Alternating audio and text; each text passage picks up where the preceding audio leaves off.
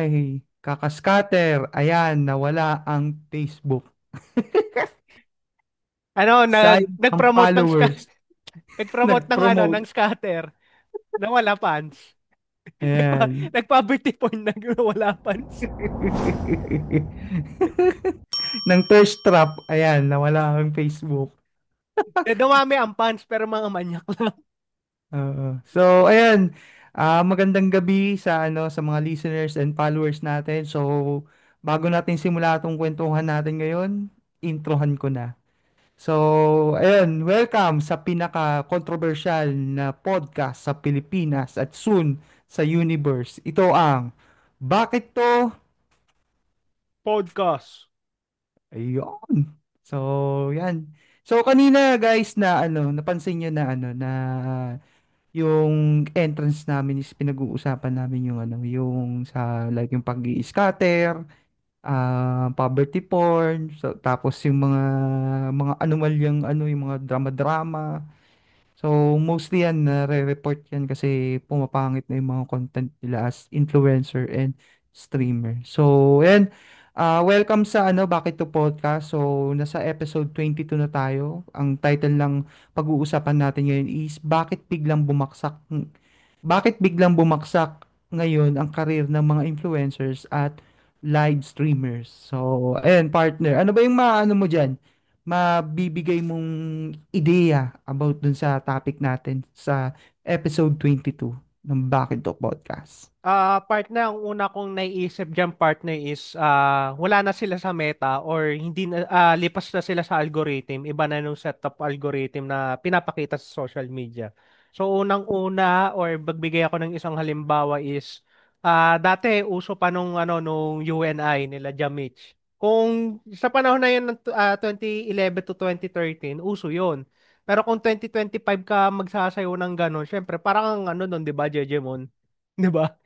So yun yung para sa akin na bakit isa sa mga factor na lumalaos sila. Pangalawa is, syempre, nagkakaroon sila ng mga negatibong endorsements, yung kagaya ng online sugal, tapos Tama, tama.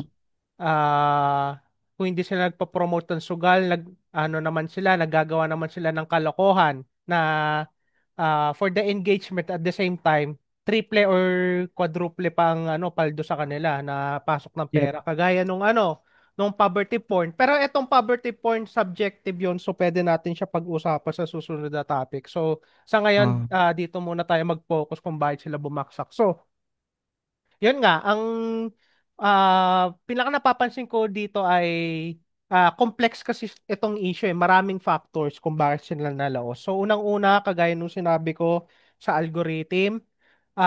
Pangalawa is may nagawa silang issue na panahon nung nasa peak sila tapos gumawa sila ng issue, ganon. Lalo, hindi lang to sa mga influencer apektado to, kung hindi to sa mga artists, mga musical artists in local, at saka ng mga artista mismo, ng mga actors or actresses, kung may ginawa silang issue, syempre, pag-uano sila, pag-uusapan sila saglit, pero after nun, nung peak na yon, bigla sila malalaos. Yun yung or bigla sila mababaksak. correct. So, syempre, ikaw ba partner, may magbibigay ako ng onting insights din or tanong para sa Syempre, 'di ba, na-observe natin may mga followers or influencer tayo na na bigla nag-peak sa Yes, kanilang yes. kasikatan. Pero Mm-mm. kayo ba bakit bigla nagiging expired nung fame nila or naging short term lang dun sa So, anong mm. sa tingin mo na possible na nangyari bukod sa mga nabanggit ko? So, ayun, before ako magbigay ng ng comments or feedback dun sa sinabi mo, bigyan muna natin sila ng trivia about dito sa pag-uusapan natin ngayong gabi. So, kasi noong pandemic, partner, halos lahat gustong maging influencer or streamer. Mukhang kasing yan easy money, fame, and freebies, parang mga ganyan. Pero ngayong taon na which is 2025, iba na ang, kumbaga, like what you said, yung pinaka-algorithm na sinusunod ngayon dito sa ano sa Meta and other social media platform. So meron ako ditong apat na kategory kung bakit nangyayari yan. Unang-una diyan is nababawasan ng viewers. Pangalawa, dumadami na yung ano competition. Pangatlo, nagiging ano mapanuri na yung audience. Pang-apat, lumalabas na yung issue tulad ng fake followers, scripted content, at burnout. So, bakit nga ba bumagsak yung karir ng karamihan sa kanila? Ang episode na to is pwede natin pag-usapan ng reality check na influencer culture, kung paano nagbabago ang online fame at kung ano ang dapat nating matutunan sa ordinaryong tao. So, ayun yung ano, yung pinaka um, ideya na naibigay ko dun sa ano sa topic natin or trivia dun sa topic natin. So yun, comment with regards sa bakit nga ba sila bumaksak dun sa ano nila. Unang-una kasi diyan is marami ng yung iba kasing mga influencer na katulad natin is paulit-ulit na yung mga content na ginagawa nila, nauubusan na ng ano, nauubusan ng sustansya, nagiging ano na, scripted kasi mostly pag nakikita natin sila, yung mga idol natin ng mga influencer and streamers like si Shoutout kala Doggy, sa mga sikat na mga influencer, yung mga love team, couples, so yung mga individual. So, ayun, ano na, since tumagal na, 2 years, 3 years, so nauumay na yung ano, nauumay na yung mga tao na parang paulit-ulit, sa gitna ng camera, nagsasampalan, nagsisiraan. So, hindi mo na nararamdaman yung talagang reality sa kanila. Hindi katulad nung dati sa pandemic, talagang ano talaga sila yung mismong nakikita mo at nagbibigay sila ng saya. Bakit nga ba tinatangkilik ng mga Pilipino yung mga ganitong art? Kasi hindi na rin sila or tayo na like yung nagpo-podcast. Hindi na rin kasi tayo nalalayo sa mga artista. Sa mga artista kasi merong mga company na humahawak sa kanila. Pero sa ating mga live streamer, content creator, eh kumbaga sa atin lang individual lang kasi yung ano, kumbaga kung di kasi sikat hindi ka hawakan ng mga kilalang company na para magbigay ng mga suporta. Katulad sa atin kasi ano tayo ang tawag sa banda indie. Mm-mm. So tayo yung mga indie na tinatawag. So yun nabanggit ko na rin na ano yun nawawalan na ng sustansya, scripted, then paulit-ulit yung content um, hanggang sa yun bumababa na yung ano audience impact talaga nila. So ayun, like for example, and sila I think 2023 to 2024, ano yan maugong talaga yung ano, shout out kay Boss Rendon. Ayan, yung mga yung mga sinusubaybayan natin dati. So marami, sobrang dami, halos lahat ata ng parte ng Pilipinas merong content creator pati streamer So dati pansin ko, ang pinakamaraming talagang content is more on games. Kasi way back 2016 hanggang ngayon, meron pa ring Mobile Legend So, hindi lang basta Mobile Legend, pero may mga ibang content din na talagang sustain yung ano nila, yung ginagawa nila at marami pa rin silang views. Yung iba na lang partner kasi napapansin ko ngayon, um, para sa requirements na lang ng Facebook, kailangan nila magpa-heart or gumagamit na sila ng like for example, alam mo to yung sasendan kita ng GCash. Kasi ano yun engagement base dun sa mga napag-aralan ko kung paano tumatakbo si algorithm ni Facebook.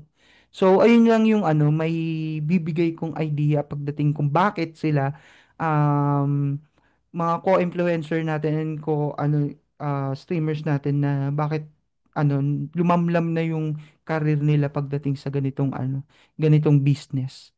So ayun lang yung yung mai-share ko about dito sa topic natin ngayong gabi. So partner, ikaw ba meron ka bang idadagdag dun sa nabigay kong ideas? Sa ngayon, partner, wala na since nasabi mo naman lahat patungkol doon sa topic natin ngayon. So dito naman tayo partner sa ano, sa positibong aspeto ng ano ng topic natin. So bigyan ko na agad ng ano ng apat na kategorya. Unang-una dito is reality check ng sa industriya. Nagiging mas authentic at quality driven na kasi ngayon yung ano social media content. Pangalawa, room for real talent. Lumalabas ang mga creator na may tunay na creativity, hindi lang sa trending dahil lang sa gimmick. Pangatlo, audience maturity. Mas matalino na ngayon ang viewers. Alam na kung alin ang scripted or fake. Pang-apat, shift sa values. Dumadami na kasi partner yung ano yung gusto ng substance, hindi lang flex or clout. 'Yon. So, ayun yung mga positibong aspeto pagdating do sa topic natin. Ikaw partner, may dadagdag ka ba sa mga positibo?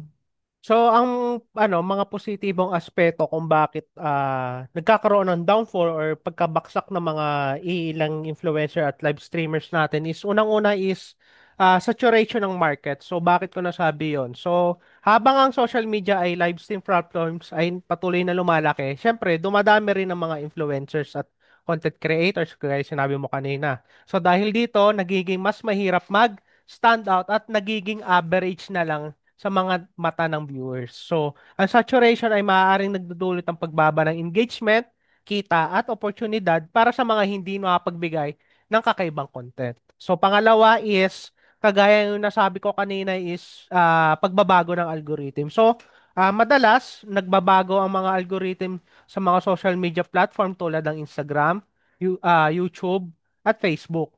Ah, Pag nagbabago ang algorithm na hindi nakikita ng content ng mga followers ng influencer. So kaya man bumababa ang reach at engagement nila. So kung hindi makasabay ng mga creators sa mga bagong trend or sistema, nagiging mahirap pagpatuloy sa kanilang karera. And then pangatlo is pagkakulangan ng authenticity. So minsan habang dumadami mga influencer, dumadami sa kanila nagiging overly commercialized or nagpapakita ng peking aspeto ng buhay nila para lamang kumita. So ang mga audience ngayon ay discerning at ayaw ng mga pakitang tao at hindi tunay na content. So kapag hindi relatable or tunay na isang influencer, mawawala ng kanilang audience. So kaya mga influencer sa kanila, napaka-importante sa kanilang mga blue check, 'di ba, partner? And then nung pang-apat is Yep, yep. naman is pressure at mental health issues. So, pagiging influencer ay may kasamang mataas sa pressure upang laging magpakita na perfect sa buhay. So, kung isang influencer ay hindi matutulungan ng kanilang mental health or kung patuloy na burnout, maaari magdulot nito Mm. ng biglaang pag-urong ng kanilang karir. So, ang mental Oo. health issues ay malaki ring factor sa pagbababa ng performance sa mga creators. So, syempre, Lalong-lalo na hindi kayang sumalo ng trash talk. yan. Tapos may mga influencer kasi na kagaya sinabi mo on flex pero nung pinapakita pala nila sa internet is hindi pala sa kanila yung properties. So may May mga ganun kilala tayo. akong ganyan. Yan, may kilala rin ako ganyang influencer. At bilang sila sa kamay. Pero notorious kasi nung tinitira kasi ni MG eh. Oo, Yun ang correct, correct. notorious ngayon eh. Shout out kay Boss MG. Sana mapansin mo kami. Tapos ang panglima is reputational damage. So, bakit ko nasabi yon? So, kung may mga issue na controversial, maling hakbang o magandang ugali ang isang influencer, maaaring mawala ng kredibilidad at tiwala mula sa kanilang audience. So, kasama nito ang Mm. issue ng cancel culture na mabilis kumalat at nakakaapekto ng imahe ng mga public figures. Yep, correct, correct. Correct ka dyan. So, Yeah. may dadagdag ka pa, partner? May dadagdag pa ako na tatlo pa. So, napadami Okay. ang share ko sa inyo. Okay, So, go, go. ang pang-anim naman is pagbalik ng authenticity at true connection. So, kung ang industriya ay nagiging saturated, kagaya sinabi ko kanina, maraming influencers na nawawala, ngunit ay mga tunay na influencer na may authentic at reliable content ay may pagkakataon muling umangat ang mga tao sa mga naharap na tunay na connection, hindi lang sa mga pekeng buhay. And then, pangalawa is, nagkakaroon ng sustainable do sa algorithm. So, bakit ko nasabi yon? Ang pag-person ng influencer ay parang isang glamorous na karera sa pagtutok ng sustainable na industriya. May mga influencer na bumabaksak, ngunit may mga mga small time na influencer na nagbibigay ng mas matibay na pundasyon para sa mga creator na nahulog na trend ng influencer at marketing. So madaling sabi, nagkakaroon ng balancing. Kumbaga sa Correct. sa Dota, may patch tapos may hero na sobrang lakas nung sa nakaraan patch, hihina siya ngunit may Ah, uusbong na na bagong bago. malakas na hero, ganun. And then Yes, pangatlo yes. is innovation sa pagbabago ng content. So, ito yung dahilan kung bakit bumabaksak ng mga influencers at live viewers ng mga viewers nila is nagkakaroon ng inobasyon at pagbabago ng platform at lalo na algorithm na nagtutulak sa mga creators na maging mas innovative, mag-isip ng bagong paraan para maka-engage ng audience. So halimbawa, sa pag-evolve ng basic vlogging, patungo na dun sa immersive editing content na vlogging kagaya ng kala mo nasa nanonood ka lang sa sinehan pero nagvo-vlog lang siya, 'di ba? So ganon. Mm. Ganon ah nakikita kong hakbang para bumaksak ng mga ibang iilang influencer ngunit aangat naman ng mga bagong silang ng mga influencer at live streamer. Yes. Correct. Ayun Correct, lang, correct. yun yung mga positibong aspeto na nakita ko dun sa pagbaksak ng mga iilang influencer at live stream careers. Yes, yes. So, dito naman tayo sa portion natin, partner, na negatibong aspeto dun sa topic natin. Meron akong apat na kategorya dito. Unang-una is burnout at mental health issues. Dahil sa pressure, like what you said, to stay relevant, marami ang nade-depress o napapagod. So, madalas yan kasi, hindi nila kayang saluhin yung mga bad feedback ng mga nanonood. So, yung iba nantitrip, yung iba nire-real talk ka para mas gumanda yung content mo, yung iba wala lang talagang magawa. So, ayun. Sobrang, syempre, tao lang naman din, maapektuhan at maapektuhan din tayo niyan. So, pangalawa, financial instability. Nawawalan ng brand, like what you said, brand deals o views, kaya na mahirap na silang makabalik. Pangatlo, cancel culture, like what you said, and scandals. Isang maling move lang, pwede nang tuluyang bumaksak ang career ng mga influencer and live streamer. So, ayun, mahirap kasi pag nakita agad nila na maganda yung content mo, mabait ka doon, tapos konting pagkakamali na yan, ibabash ka na, hanggang sa i-report ka na, hanggang mawalan ka na ng mga viewers or followers. Pang-apat, oversaturation ng market. Lahat gusto kasi maging influencer.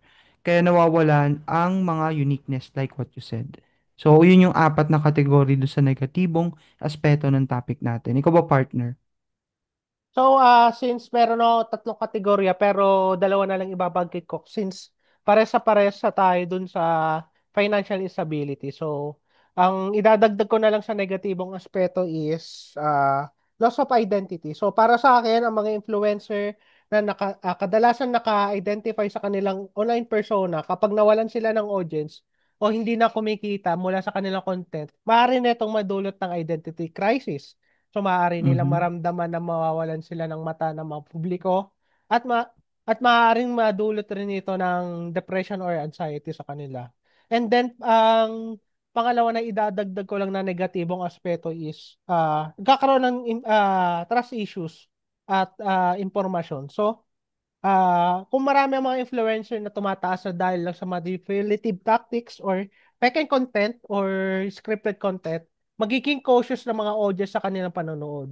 So ito ay maaaring magdulot ng distrust or skepticism patungkol sa mga influencer sa pangkalahatan. So na magiging hadlang na iba pang genuine content creator. So pati ng mga legit or mga pioneer na content creators at live streamers natin nakaka-apekto yun sa ganitong sistema. So, syempre kung may mga scripted na related do sa topic, halimbawa comedy skits, pero halata na scripted lang. So, madadami ng mga lihitimo na content creator na halimbawa si Malupitons, saka si Kuya Jobert kasi comedy skits nga sila eh. Same Same goes with the ano eh, dun sa mga ibang content creators na ginagawa ng script ng kanilang pagpapatawa. So Yes, ayun, exactly. ayun yung mga negatibo epekto ng pagbaksak ng mga iilang influencer at live streamer sa karir nila. Okay. So, may dadagdag ka pa, partner? Goods ka Wala na na, ba doon? partner. So, next naman, dito tayo sa ano ba yung maipapayo natin pagdating sa ganitong sitwasyon. Unang-una dyan, kung papasok ka sa influencer world, siguraduhin mo may purpose, hindi lang fame. Pangalawa, matagal, tumatagal ang mga totoo kaysa sa mga trending lang. Lagi niyong tatandaan yan. Pangatlo, social media is a tool, not your entire identity. Kung viewer ka, suportahan mo yung may laman, hindi lang yung maingay. Pang-apat, hindi masamang magpahinga. Minsan kailangan mong bumaba para makabalik sa mas matatag. Katulad ng ginawa ni ano, 'di ba? Nang shout out kay Boss Kong. So, ayan, ano talaga siya focus sa family. Ayan, so, ayun, habang siguro nagpo-focus siya sa family niya, iniisip niya rin yung kung paano siya babalik. Which is nung dalawang video pa lang yung pinopost niya pero antindi na agad ng balik sa kanya kasi na-miss siya ng tao. Then, nag-isip siya ng content na talagang makakahatak ng viewers and mga followers niya. So, ayun yung payong maibibigay ko. How about you, partner? So, mga aral na may ibibigay ko para sa mga listener at viewers natin patungkol sa topic natin na pagbaksak ng mga influencers at live streamers sa kanilang career is unang-una, totoong connection sa audience. So, bakit ko nasabi yan? So, ang mga audience ay hindi basta-basta natutokso sa mga magagarang content lang. Ang aral dito ay kahalagaan ng authenticity at connection na hindi sapat na ikaw ay influential, kailangan mo magbigay ng halaga sa iyong audience. Pangalawa is pagkakaroon ng adaptability. So bakit ko nasabi yon? So ang industriya at trends ay patuloy nagbabago. So sa isang influencer na hindi marunong mag-adapt, ay mabilis magbabaksak. So ang aral dito ay laging maghanap ng mga bagong paraan para ma-evolve at matuso sa bagong kasanayan. And then pangatlo is diversification. So huwag ilagay lahat ng itlog sa isang basket. Ang mga creators ay diversify ng kanilang mga income streams, halimbawa mga digital products sa pagtuturo or pagkokonsulta ay matibay at matatag. Kasama rin nito ang sumisikap na magtayo ng branding sa mga soliditong identity nila. And that pang-apat is pahalagaan ng mental health at self-care. So, mahalaga ang mental health at mga influencer na nagsasakripisyo ng kanilang personal well-being para lang sa popularity ay nagkakaroon ng problema sa kalaunan. So, ang aral nito is kalimutan ng sarili sa gitna ng trabaho. Correct. Correct ka dyan. So, sa pangkahalatan, ang pagbaksak ng karera ng mga influencers at live streamer ay maaaring magbigay ng mahalagang aral para sa mga bagong henerasyon ng mga creators. So, gaya ng halaga Correct. ng authenticity, pagiging adaptable, at pagpapalaga sa mental health. Totoo, totoo yun. So, yun lang ba, partner? Naway na may Natutunan. matutunan kayo sa aming mga listener at viewers natin. So, Yes, yes. syempre, sana hindi tayo magpabaya kahit anong importante, wag masyadong magpanggap. So, be true lang sa sarili, higit sa lahat, walang permanenteng fame. Kaya Yes. kapag nadapa Correct. ka, magpahinga ka at bumangon. So, basta keep Yes. it real lang and keep it fun. Yes, correct, correct. Parang narinig ko yung dati to, ah. So, ayan. Maraming salamat sa pag-share mo. So, before tayo mag-end ng kwentuhan natin, don't forget to follow us in Facebook. Don't forget to uh, like and share in Facebook and even in our YouTube channel. So, don't forget to hit the notification bell. Um, Please set as all. So, once nag-post kami dun sa YouTube, lagi kayong updated sa mga pinopost namin dun. And then, syempre, subscribe and like dun sa ano natin, sa YouTube natin. Don't forget din sa mag-follow sa mga Instagram and sa Spotify natin. So, lahat na mga announcement is nandun sa mga social media platform natin. So, pag ginagawa nyo yun guys, makakatulong yun sa aming mga content creator na mas lalo pang mga malalaman yung mga malalaman at masustansya yung hinahatid namin na kwentuhan dito sa Bakit To Podcast. So, yun lang. So, Partner, ikaw may ba tatanong partner? pala ako Hmm. sa'yo. Saglit. Oh, go. Gusto mo ba sumikat? Ano, bakit? Bakit? Ano yan? Maglakad ka buong Pilipinas, tapos mag-attitude Mabuti. ka. Oo, kitang-kita ko yun. Oo, kitang-kita ko sa social media platform yun. Ewan ko ba, pero sinabi kasi dun, may isang article ako nabasa. Ewan ko sa Reddit ata yun. Kasi sa Reddit kasi may almost, para sa akin na, 60 to 70% na totoo siya. Pero, syempre, nasa iyo pa rin yan kung paano mo i-filter yun. Na hindi siya nakapasok dun sa, na yun, sa ganung challenge na yun. Kasi, sumablay siya dun sa physical test. So, hindi Hmm. ko alam kung bakit may mga followers siya Pero na, pinilit niya pa rin eh. Napalitaan ko yun. nga eh. Tsaka Tapos, may tapos sa persona ng grata sa isang bayan sa Visayas, no? Olongga po ata yung partner eh. Ano, Negros Occidental? Oo, kasi ang tawag doon, iba yung ugali niya.